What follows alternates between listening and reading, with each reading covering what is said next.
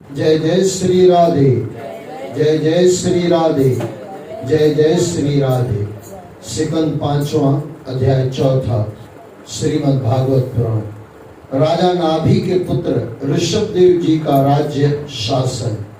श्री सुखदेव जी ने कहा, राजन, राजा नाभि का पुत्र दिन दुनी रात चौगनी तरक्की करता हुआ युवा हो गया। उसके शील स्वभाव, सुडोल शरीर, विपुल कीर्ति, तेजस्वी चेहरे, बल ऐश्वर्य पराक्रम और शूरवीरता को देखकर मंत्री, प्रजा, ब्राह्मण और देवगण की यही इच्छा होने लगी कि पृथ्वी का शासन अब युवराज करे। राजा ने युवराज का नाम ऋषभ यानी श्रेष्ठ रखा। ऋषभ का मतलब होता है श्रेष्ठ रखा, श्रेष्ठ रखा था और प्रजा में वह बहुत प्रिय था। समता, शांति और वैरागी की वह प्रतिमूर्ति था। एक समय की बात है कि देवराज इंद्र ने राजकुमार ऋषभ देव के यश से चिढ़कर राजा नाभि के राज्य में वर्षा नहीं की। सर्वत्र त्राही त्राही मच गई। वर्षा के बिना कृषि कैसे हो, यानी खेती कैसे हो। सभी और सूखा पड़ गया था। अन्न नहीं होगा तो लोग भूखों मर जाएंगे। तब योगेश्वर श्री ऋषभ देव ने इंद्र को ललकारते हुए अपनी योग माया से राज्य में वर्षा करा दी। खूब जल वर्षा। लोग युवराज ऋषभ देव की जय जयकार करने लगे। महाराज नाभि भी अपनी इच्छा अनुसार पुत्र पाकर बड़े प्रसन्न थे। महाराजा ने जब देखा कि मंत्रिमंडल, नागरिक और प्रजा ऋषभ देव से प्रेम करती है, तो उन्होंने युवराज का राज तिलक कर दिया और आप अपनी पत्नी मेरु देवी के साथ भगवत भक्ति के लिए बद्री का आश्रम चले गए। वहां भगवान नर नारायण की आराधना करते हुए दोनों समाधि योग से ब्रह्मलीन हो गए। हे पांडुनंदन, राजा नाभि के विषय में यह लोकों के अत्यंत प्रसिद्ध है। राजर्षि नाभि के श्रेष्ठ आचरण का सामना कौन दूसरा कर सकता है। जिनके शुद्ध कर्मों से संतुष्ट होकर श्री हरि ने साक्षात उन्हें दर्शन दिए और राजा के पुत्र के रूप में जन्म लेने का वरदान दिया। महाराज नाभि के समान ब्राह्मण भक्त राजा भी कौन हो सकता है।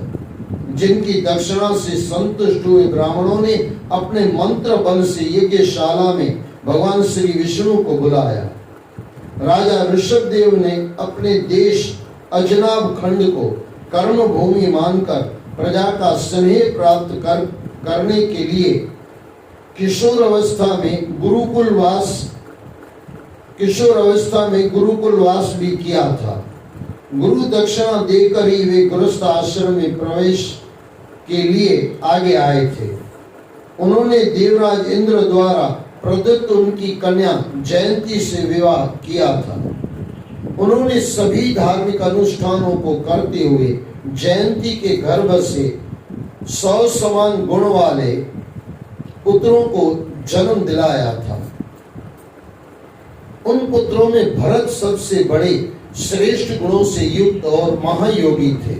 उन्हीं के नाम पर अजनाम खंड का नाम भारतवर्ष पड़ा था। उनसे छोटे 9 भाई कुशावर्त, इलावर्त, ब्रह्माव्रत, मल्य, केतु, भद्रसेन, इंद्रसुपक, विदर्भ और कीकट शेष भाइयों से श्रेष्ठ थे। उनसे छोटे कवि, हरि, अंतरिक्ष, प्रबुद्ध, पिपलायन, आविर्होत, द्रुमिल, चमस और करभाजन, ये 9 राजकुमार श्री हरि के गुणों का प्रचार करने वाले बड़े भक्त थे। इस प्रकार इनसे छोटे 81 पुत्र पिताजी की आज्ञा पालन करने वाले थे। वे अति विनीत और निरंतर यज्ञ सेवक थे। पुण्य कर्मों का अनुष्ठान करने के कारण उनकी गिनती ब्राह्मणों में होने लगी थी। हे राजन, ऋषभदेव जी अनर्थ परंपराओं का विरोध करने वाले स्वतंत्र चिंतक थे। वे अज्ञानियों के मध्य धर्म का सात्विक उपदेश देकर उन्हें श्रेष्ठ मार्ग पर लाने का भरसक प्रयत्न करते थे। उन्होंने कभी भी प्रजा के सम्मुख अपने आप को भगवान की भांति प्रस्तुत नहीं किया था। वे उनके दुख सुख के साथी समदर्शी थे। उन्होंने सदैव सदृढ़ता पूर्वक शांत चित्त से लोगों के प्रति करुणा को अभिव्यक्त किया और गृहस्थ आश्रम में धर्म अर्थ काम मोक्ष के सिद्धांतों का प्रतिपादन करते हुए उन्हें श्रेष्ठ और पवित्र आचरण अपनाने का उपदेश दिया। वास्तव में महापुरुष जैसा आचरण करते हैं वैसा ही अन्य लोग उनका अनुकरण करने लगते हैं। यही सोचकर उन्होंने लोगों को जो भी उपदेश दिया उसे पहले आचरणों में तथा कर्मों में स्थान दिया। यद्यपि ऋषभदेव जी सभी धर्मों के सारूप वेदों में गूढ़ ज्ञान से परिचित थे, किंतु उन्होंने उस काल के ब्राह्मणों के द्वारा बताए गए दिशा निर्देशों से जनता को दान और कर्म कांडों के महत्व को भी समझाया। उन्होंने ब्राह्मणों द्वारा विविध देवी देवताओं की प्रसन्नता के लिए किए जाने वाले यज्ञों के अनुसार 100 यज्ञ किए और उन्हें प्रचुर दान दक्षिणा आदि प्रदान की। राजन, भगवान ऋषभदेव जी के शासन काल में उस देश का कोई भी पुरुष अपने इष्ट प्रभु के प्रति बढ़ने वाले प्रेम के अतिरिक्त किसी से कुछ नहीं मांगता था। इसके अतिरिक्त दूसरों की वस्तुओं को पाने की लालसा भी उसके मन में कभी नहीं होती थी। एक बार की बात है कि ऋषभदेव जी घूमते घूमते ब्रह्मव्रत देश में जा पहुंचे। वहां बड़े बड़े ब्रह्म ऋषियों की सभा में उन्होंने अपने पुत्रों को शिक्षा दी। अध्याय 5। ऋषभदेव जी द्वारा अपने पुत्रों को उपदेश देकर स्वयं संन्यास ग्रहण करना। श्री ऋषभदेव जी ने कहा, पुत्रों, इस मृत्यु लोक में मनुष्य को ईश्वर ने जो यह शरीर दिया है उसके निरंतर विषय भोगों में लिप्त रहने से यह शरीर शीघ्र ही नष्ट हो जाता है। इसलिए विषय भोगों से सदैव दूर रहो। ऐसा भोग विलास तो विष्टा खाने वाले सुअर और कुत्ते ही किया करते हैं। देखो, कई बार मैंने आपको कहा है, कुछ कुछ शब्द ऐसे गुरु लिख देते हैं कि हृदय चीर जाता है, क्योंकि सुधरने के लिए लिखा गया है। अब देखो यहाँ पे क्या कह रहे हैं, जो विषय भोग में हमेशा लुप्त रहते हैं ना, यानी वो एग्जाम्पल दे के गुरु कहते हैं जो इस तरह चलते हैं वो तो सुअर ही है, कुत्ते ही है। ये समझना चाहिए। ऐसा भोग विलास तो यानी निरंतर भोग विलास तो विष्टा खाने वाले सुअर और कुत्ते ही किया करते हैं। सच पूछो तो कुत्ते भी हमेशा थोड़ी भोग विलास करते हैं। अब देखना, उनका कुछ समय होता है, तो पता नहीं इंसान ने समय क्यों नहीं बनाया, उम्र नहीं बनाई है। वैसे तो ग्रंथों के हिसाब से है उम्र। किसी संत को किसी ने पूछा, बोले बाबा गृहस्थ आश्रम में संतान प्राप्ति के लिए कितनी बार भोग करना चाहिए? बोले बेटे जीवन में एक बार। बोले बाबा ये तो बहुत कम हो गया, थोड़ा और कुछ बोलो। बोले ठीक है बेटे, जिंदगी में एक बार नहीं तो 1 बरस में 1 बार। बोले बाबा ये भी बहुत कम है, और कुछ करो ना थोड़ा। बोले ठीक है बेटे, महीने में 1 बार। बोले नहीं बाबा, और कुछ करो ना। अंत में गुरुओं ने कहा 15 दिन में 1 बार। उसके बाद शिष्य ने बोला, बोले बेटे अब चुप हो जाए, इससे ज्यादा हम कुछ नहीं कह सकते। गृहस्थ आश्रम संतान प्राप्ति के लिए है, आगे वंश चले, आगे मनुष्य योनि चले, इसके लिए दिया गया है। भोग विलासों के लिए नहीं दिया गया है। भोगम तो रोगम, लेकिन ये समझ में आ जाए तो ये भी मैंने शायद 15 दिन हो सकता है ज्यादा कह दिया हो। बाकी संत कहते हैं ज्यादा से ज्यादा आपको भोग विलास करना है महीने में एक बार। वो भी कहा गया है कब, वो ग्रंथों में आता है, आगे शायद इसमें आएगा तब उसकी बात करेंगे कब भोग करना चाहिए। समय भी निर्धारित है, वो भी है, और दिन भी निर्धारित होते हैं। गजब है। अगर ऐसा इंसान ग्रंथों के हिसाब से चलने जाए तो आनंद में आ जाए। ऐसा भोग विलास तो विष्ठा खाने वाले सुअर और कुत्ते ही किया करते हैं। इस शरीर से तो सदैव दिव्य तपों को ही करना चाहिए। तप करने से अंतकरण शुद्ध होता है और शुद्ध हृदय से ही ब्रह्मानंद की प्राप्ति होती है। शास्त्रों में महापुरुषों की सेवा को ही मुक्ति का मार्ग बताया गया है और स्त्री का संग करके विषय भोग में लिप्त रहने वाले व्यक्ति को नरक प्राप्त होता है। महापुरुष वे लोग होते हैं जो सम्मान भाव से परम शांति के साथ क्रोध को पूरी तरह जीतकर सबके हित चिंतक और सदाचारी होते हैं। मनुष्य कुकर्म में प्रवृत्त तभी होता है जब इंद्रियों के वश में होकर प्रमादी हो जाता है। यह अच्छी बात नहीं है, क्योंकि इसी के कारण आत्मा को असत्य का मार्ग और दुख पहुंचाने वाला शरीर प्राप्त होता है। जब तक मनुष्य को आत्म तत्व का ज्ञान नहीं होता तभी तक अज्ञानवश वह सांसारिक मोह माया में फंसकर अपने शरीर को ही प्रमुख मानता है और उसी की संतुष्टि में लगा रहता है। ये बात दूसरी बार सुन लो, ये जिंदगी में याद रखने जैसा है। जब तक मनुष्य को आत्म तत्व का ज्ञान यानी खुद का ज्ञान आत्मनिरीक्षण करके आत्म साक्षात्कार तक नहीं पहुंचता तभी तक अज्ञानवश सांसारिक मोह माया में फंसकर अपने शरीर को ही प्रमुख मानता है और उसी की संतुष्टि में लगा रहता है।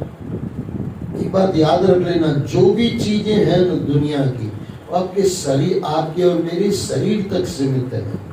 मन भरने के लिए तो परमात्मा का नाम ही है और मन तो चला जाता है। परमात्मा के नाम स्मरण से मन चला जाना चाहिए। बाकी जो भी देखो ना शरीर का ही है ना, जितने भी सुख हैं, एसी है, हीटर, जो भी आप XYZ बोलो, खाना पीना, ये सब शरीरों का है ना। और जब तक वो परम तत्व की प्राप्ति नहीं होती तब तक हम शरीरों में दौड़ते रहते हैं। जब तक उसके मन में लौकिक वासनाएं बनी रहती है तभी तक उसे देह का बंधन भी घेरे रहता है। इसलिए जब तक जीव के मन में आत्मा के द्वारा परम तत्व परमात्मा को पाने की जिज्ञासा नहीं होती, ये सुनना पड़ेगा। जिज्ञासा, हमारे अंदर जिज्ञासा कहाँ है, लालसा कहाँ है, तत्परता कहाँ है, लगन कहाँ है? हम तो बस आते हैं, समय पास करके चले जाते हैं। ये जिज्ञासा हो, तत्परता हो। इसलिए जब तक जीव के मन में आत्मा के द्वारा परम तत्व को पाने की जिज्ञासा नहीं होती, जिज्ञासा जगानी पड़ती है। और जिज्ञासा कब जगती है? जब संतों के चरणों में बार बार सत्संग सुनते रहते हैं, तब वो जिज्ञासा आती है जीवन में। तब तक वह देह बंधन से कभी नहीं छूट पाता। जब तक जीव स्वार्थ में लिप्त होकर इंद्रियों के प्रभाव को झूठा अथवा असत्य नहीं मानता, तब तक वह आत्मस्वरूप की स्मृति को भूलकर अज्ञान के कारण घर गृहस्थी और अपने परिवार के सदस्यों के बारे में ही सोचता रहता है तथा विविध प्रकार के दुखों को ढोता रहता है।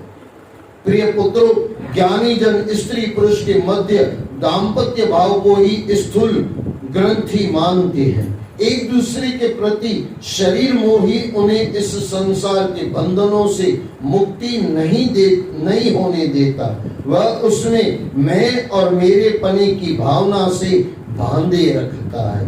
बंधन का कारण मैं और मेरा। बाबा तुलसीदास ने भी कहा है, मैं और मोर तोड़ते माया। यही माया है, मैं मेरा। परंतु जिस समय कर्म वासनाओं से विरक्त होने लगती है परंतु जिस समय कर्म वासनाओं से विरक्ति होने लगती है, तभी उसे यह दाम्पत्य मोह भी असत्य लगने लगता है। तब वह इस अहंकार को यह मेरा है छोड़कर सभी सांसारिक बंधनों से मुक्त होने के लिए छटपटाने लगता है और आत्म स्वरूप के साथ तादात्म्य स्थापित करके परम पद पाने का प्रयत्न करता है।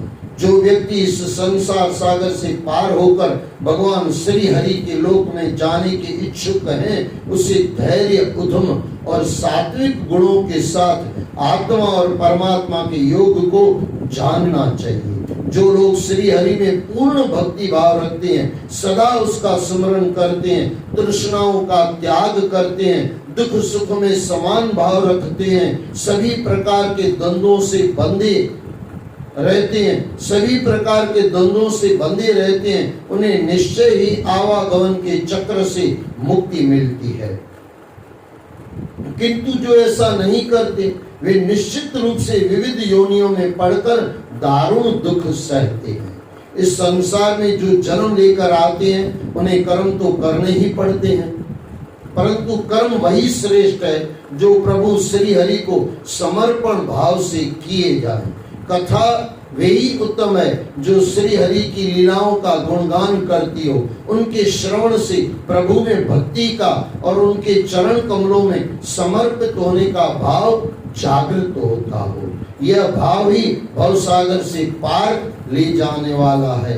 यह शरीर मेरा अपना नहीं है, यह घर भी मेरा अपना नहीं है, ये परिजन भी मेरे अपने नहीं है, ये इच्छाएं भी मेरी अपनी नहीं है। गजब है ना भाई।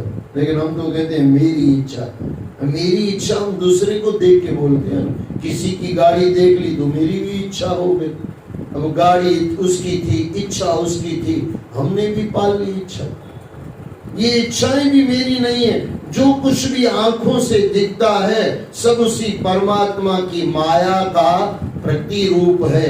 ऐसा मानकर जो जीव संसार में रहकर भी संसार से विलग रहता है, उसे श्री हरि अपने धाम में ले जाने में विलंब नहीं लगाते। उसे जीवन मृत्यु के भय से मुक्ति मिल जाती है। सत्पुरुषों के वचनों में यथार्थ बुद्धि रखने से, पूर्ण ब्रह्मचर्य का पालन करने से, कर्तव्य पालन करने में निरंतर सावधान रहने से, वाणी के संयम से, सर्वत्र परमात्मा की ही सत्ता को देखने से, अनुभवों और योग साधना से अपने अहंकार को प्रभु में लीन कर देने से परम पद की प्राप्ति होती है। देखो कितने रास्ते गुरुओं ने बताए और एकदम सरल। सिर्फ समय निकालना है कि क्या करना है। सत्पुरुषों के वचनों में यथार्थ बुद्धि रखने से, यानी यथार्थ बुद्धि उसमें लगी रहे। गुरु क्या कहते हैं हम समझें, उल्टा अर्थ न कर लें। पूर्ण ब्रह्मचर्य का पालन करने से, अब ये पूर्ण ब्रह्मचर्य यानी 24 घंटे परमात्मा के विचार अंदर चलते रहते हो। मेरा परमात्मा मेरे से राजी हो जाए, मेरे से नाराज न हो, ये पूर्ण ब्रह्मचर्य हो गया।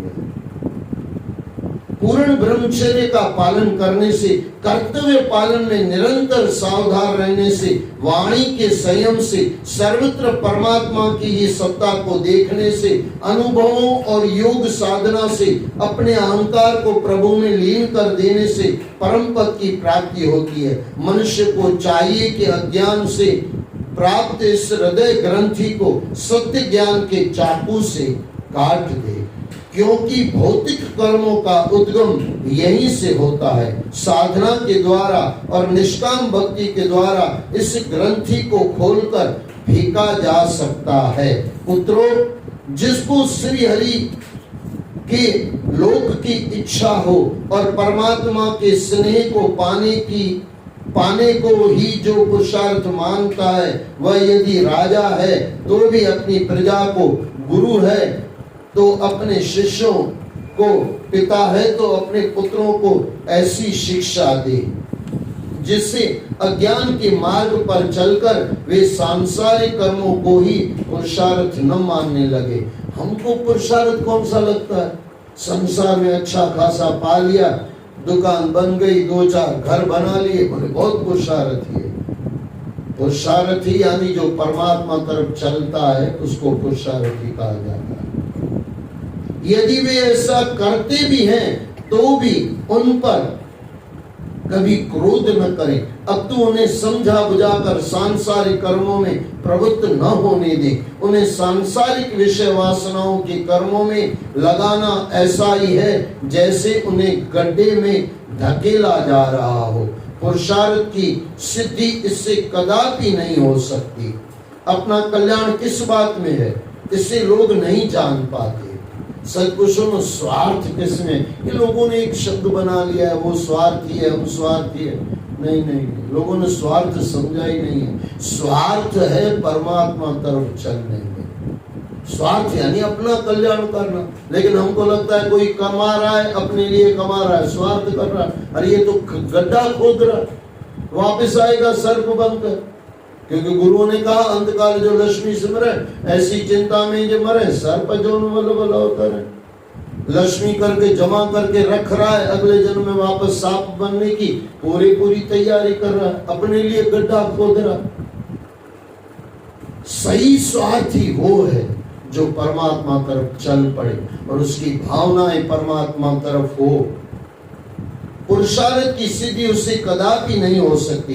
अपना कल्याण किस बात में है, इसे लोग नहीं जान पाते। वे क्षणिक काम सुखों के मोह में फंसकर अपना विनाश कर लेते हैं। इससे इन्हें रौरव नर्क के दुख भोगने पड़ते हैं। अज्ञान के कारण गड्ढे में गिरने वाला मनुष्य को बचाने का क्या कार्य ज्ञानी व्यक्ति को ही करना चाहिए। जो गुरु अपने शिष्य को जीवन मृत्यु के चक्र से नहीं बचाता वह सच्चा गुरु नहीं है।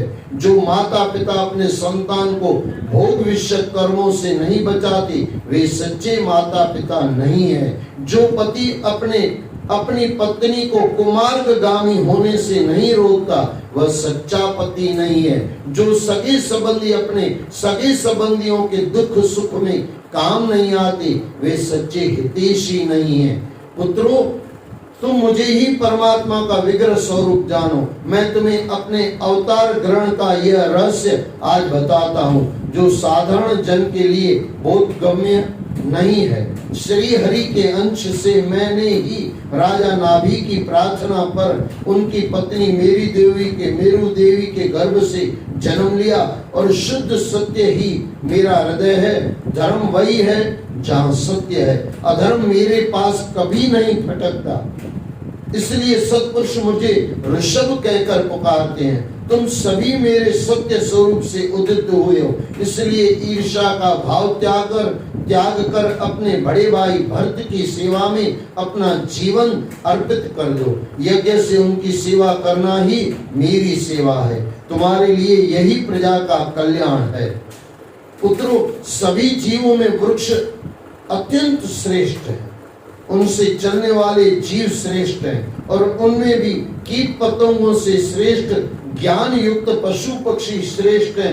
पशु पक्षियों से श्रेष्ठ मनुष्य है। मनुष्यों से श्रेष्ठ प्रथम गण से श्रेष्ठ गंधर्वों से श्रेष्ठ सिद्ध योगी हैं और सिद्ध योगियों से श्रेष्ठ देवताओं के अनुयायी किन्नर आदि हैं। उनसे असुरों से देवता और देवताओं से श्रेष्ठ इंद्र है। इंद्र से ब्रह्मा जी के पुत्र दक्ष प्रजापति और उनसे भी श्रेष्ठ रुद्र हैं। ब्रह्मा जी उनसे भी श्रेष्ठ हैं। ब्रह्मा जी का जन्म मुझसे हुआ है, वे मेरी उपासना करते हैं, इसलिए मैं उनसे श्रेष्ठ हूँ। परंतु ब्राह्मण मुझसे भी श्रेष्ठ हैं क्योंकि मैं उन्हें पूज्य मानता हूँ।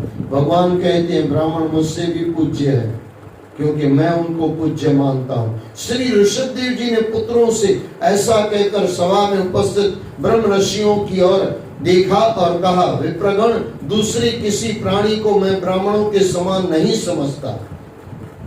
लोग श्रद्धा पूर्वक ब्राह्मणों के यज्ञ रूपी मुख में अन्न की जो आहुतियां डालते हैं उसे मैं बड़ी प्रसन्नता से ग्रहण करता हूँ। जिन लोगों ने इस लोक में जिन लोगों ने इस लोक में वेदों के अध्ययन से मेरी पुरातन मूर्ति को अपने हृदयों में धारण कर रखा है और जो परम पवित्र सत्य, शांति, शक्ति, दया, तप, सहनशीलता और ज्ञान आदि गुणों से संपन्न ब्राह्मण है, उनसे बड़ा और कौन हो सकता है।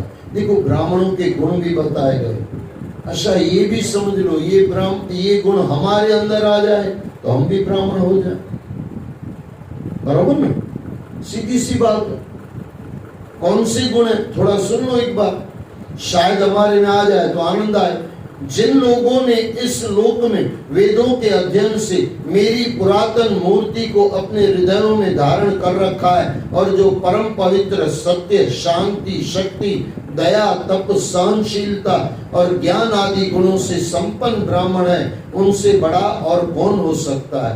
मैं ब्रह्मा से श्रेष्ठ और अनंतों और स्वर्ग तथा मोक्ष देने की सामर्थ्य रखता हूँ, परंतु मेरे निष्प्रह भक्त तो ऐसे हैं जो मुझसे कभी कुछ नहीं मांगते। उन्हें राजयोग के ऐश्वर्यों की जरा भी चाह नहीं होती। अतः आप भी संपूर्ण चराचर जीवों को मेरा ही अंश समझकर शुद्ध बुद्धि से उनकी नित्य सेवा करें, उनसे प्रेम करें और उनके कल्याण का मार्ग प्रशस्त करें।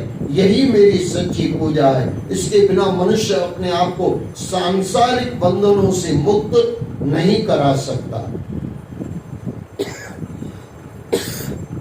राजन, इस प्रकार ऋषभ देव जी ने अपने पुत्रों को वेदांती ब्राह्मणों की सभा में उपदेश देते हुए अपने ब्रह्म रूप का परिचय दिया।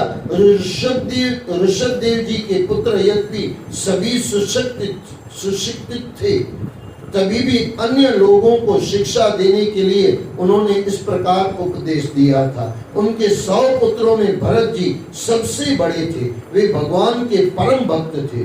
पृथ्वी का शासन करने के लिए ऋषभ देव जी ने उन्हें राज्य सिंहासन पर बैठाया था। उसके बाद वे स्वयं जीवन से विरक्त होकर घर से निकल पड़े। उन्होंने अपने सारे वस्त्र भी घर छोड़ दिए और वे दिगंबर रूप में सन्यासी बन गए। ब्रह्मव्रत से निकलकर वे प्राय मौन ही रहते थे। वे अवधूत बने। ब्रह्मावर्त से निकलकर वे प्राय मौन ही रहते थे। वे अवधूत बने, इधर से उधर विचरते थे। उनका कोई एक ठिकाना नहीं था। कभी गांवों में तो कभी नगरों में, कभी भीड़ वनों में तो कभी अहीरों की बस्ती में, कभी पहाड़ों पर तो कभी समुद्र तट पर। मार्ग में मूर्ख लोग उन्हें पागल समझकर उन्हें सताते।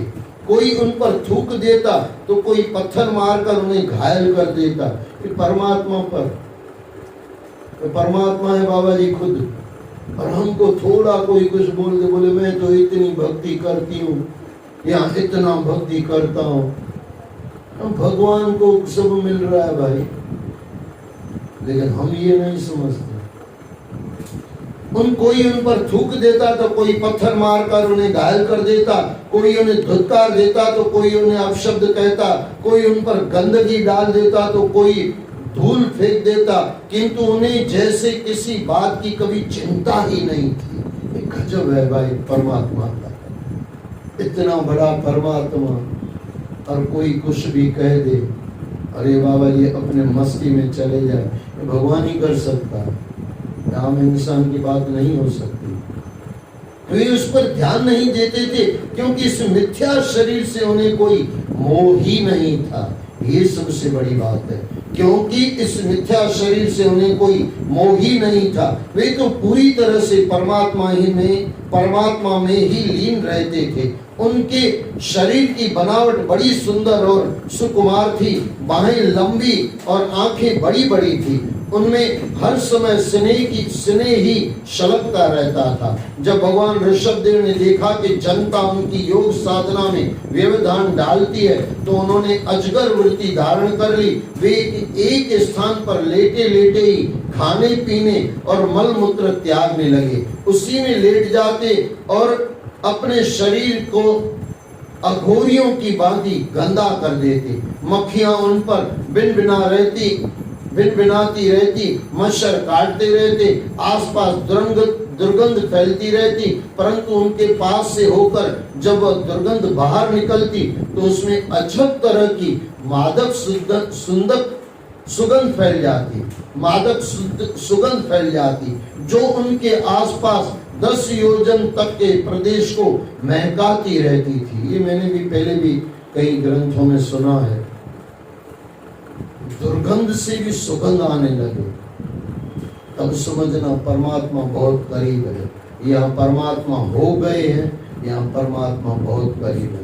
कभी भी बैठ जाते, कभी भी लेट जाते, कभी खड़े हो जाते और मन मूत्र त्यागते रहते। राजन इस प्रकार उन्होंने कई प्रकार से योग साधना की और शरीर की नश्वरता को प्रकट किया। उनके मन में सदैव और प्रतिपल आत्मानंद की स्वर लहरियां उठती रहती। उनमें और भगवान वासुदेव में कोई भेद नहीं था। उनके सभी तरह के पुरुषार्थ पूर्ण हो चुके थे। उन्हें मन की गति से कहीं भी जाने की सिद्धि प्राप्त हो चुकी थी। अंतर्ध्यान होना और परकाया प्रवेश करने में, दूसरों के मन की बात को तत्काल जान लेने में और भविष्य में घटित होने वाली घटना को पहले से ही देख लेने में उन्हें सिद्धि मिल चुकी थी। इस प्रकार अनेक सिद्धियां स्वयं ही उनकी सेवा करने के लिए वहां आई, परंतु उन्होंने कभी भी मन से न तो उनको आदर दिया, न ही उन्हें कभी अपने ऊपर हावी होने दिया। अध्याय 5वां समाप्त हुआ।